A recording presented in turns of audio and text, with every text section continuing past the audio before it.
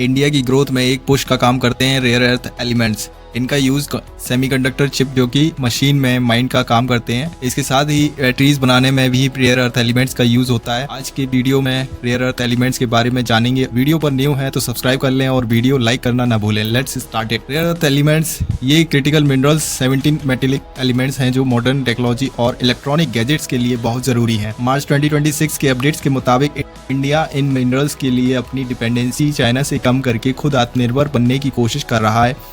Rare earth elements में 15 lanthanoids होते हैं प्लस स्कैंडियम और येट्रियम। इनका नाम रेयर है लेकिन ये धरती पर मिलते काफ़ी हैं।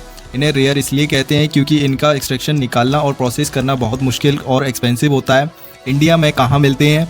इंडिया के पास दुनिया के लगभग 6% रेयर अर्थ एलिमेंट्स रिजर्व्स हैं। मोनोजाइट सबसे ज़्यादा rare earth elements Kerala, Orissa, Andhra Pradesh की कोस्टल रेत में मिलते हैं।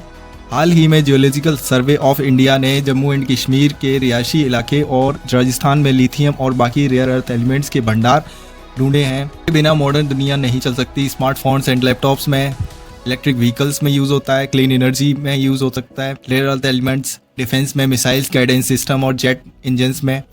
क्रिटिकल मिनरल्स मिशन गवर्नमेंट ने एक लिस्ट जारी की है जिसमें 30 मिनरल्स को क्रिटिकल बताया है। कांजी विदेश इंडिया लिमिटेड ये कंपनी विदेश जैसे अर्जेंटीना और ऑस्ट्रेलिया में जाकर इन मिनरल्स की माइनिंग के लिए डील कर रही है। मोनोजाइट मोनोपोली इंडिया में मोनोजाइट को प्रोसेस करने का हक सिर्फ गवर्नमेंट IREL इंडिया लिमिटेड के पास है। एलिमेंट्स और वर्क न्यूविडियम पावर मैग्नेट्स, EVs और हेडफोन्स के लिए, लिथियम रिचार्जेबल बैटरीज के लिए, फ़ोन और कार के में, सीरियम ग्लास पॉलिशिंग और कैटालिटिक कन्वर्टर्स, लेंथिनम कैमराज लेंसेज और हाइब्रिड कार बैटरीज के लिए। इंडिया के national critical minerals mission NCMM का मुख्य मकसद देश को लिथियम, कोबाल्ट और कॉपर जैसी जरूरी मिनरल्स में आत्मनिर्भर बनाना है। गवर्नमेंट ने 30 मिनरल्स की एक लिस्ट तैयार की है जो हमारी इकोनॉमी, डिफेंस और clean energy, EV, solar panels के लिए सबसे ज़्यादा क्रिटिकल है। 30 क्रिटिकल मिनरल्स की पूरी लिस्ट मिनिस्ट्री ऑफ माइंस के मुताबिक ये मिनरल्स इंडिया के लिए सबसे ज़रूरी हैं।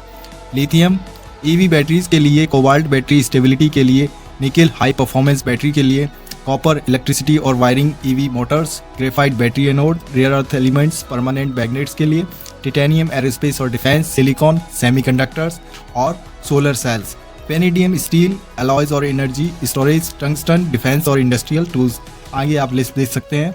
Domestic exploration geological survey of India ने 2030-31 तक 1200 नए एक्सप्लोरेशन प्रोजेक्ट्स का टारगेट रखा है। ओवरसीज एक्विजिशन खांजी विदेश इंडिया लिमिटेड काबिल, अर्जेंटीना और ऑस्ट्रेलिया में लिथियम और कोबाल्ट माइंस के लिए डील्स कर रही है। मार्च 2026 में चिली के साथ भी नए समझौते पर बात चल रही है। बजट 2026 का मुताबिक इन मिनरल्स को प्रोसेस करने वाली कैपिटल गुड्स पर इंपोर्ट ड्यूटी 0 कर दी गई है ताकि देश में ही रिफाइनिंग प्लांट्स लग सकें। 1500 करोड़ रुपए के स्कीम के जरिए ई-वेस्ट और बैटरीज स्कीम से मिनरल्स निकालने को बढ़ावा दिया जा रहा है। इनमें से लिथियम, कोबाल्ट और निकेल पर सबसे ज़्यादा फोकस है क्योंकि इंडिया इनका लगभग 100% इंपोर्ट करता है। गवर्नमेंट अब जम्मू एंड कश्मीर और राजस्थान जैसे स्टेट्स में इनकी ऑक्शन तेज़ कर रहा है। इंडिया का एनर्जी सेक्टर अभी एक बड़े बदलाव से गुजर रहा है। पहले हम सिर्फ कोल पर डिपेंड करते थे पर अब फोकस ग्रीन एनर्जी और रिन्यूएबल्स पर शिफ्ट हो गया है। यहाँ एनर्जी सेक्टर के कुछ मेन पॉइंट्स हैं। रिन्यूएबल एनर्जी सबसे बड़ा फोकस एरिया है हमारा। इंडिया ने मार्च 2026 तक 267 गीगावाट रिन्यूएबल कैपेसिटी टच कर ली है। इसमें सोलर और विंड एनर्जी का सबसे बड़ा हाथ है। सोलर पावर देश भर में सोलर पार्क्स बन रहे हैं। PM सूर्य घर स्कीम से घरों की छतों पर भी पैनल्स लगाए जा रहे हैं। ग्रीन हाइड्रोजन गवर्नमेंट ने 19,744 करोड़ रुपए का बजट रखा है ताकि इंडिया ग्रीन फ्यूल का ग्लोबल हब बन सके। थर्मल पावर हालांकि हम ग्रीन एनर्जी की तरफ बढ़ रहे हैं लेकिन आज भी इलेक्ट्रिसिटी की ज़्यादा डिमांड कोल से ही पूरी होती है। गर्मियों में जब AC की डिमांड बढ़ती है तब थर्मल प्लांट्स को फुल कैपेसिटी पर चलाया जाता है ताकि पावर कट ना हो। इंडिया अपनी ज़रूरतों का 80% से ज़्यादा ऑयल इंपोर्ट करता है।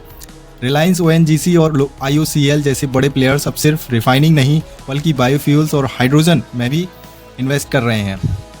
गवर्नमेंट का टारगेट है कि 2030 तक हमारी एनर्जी मिक्स में गैस का शेयर 6% से बढ़कर 50% हो जाए।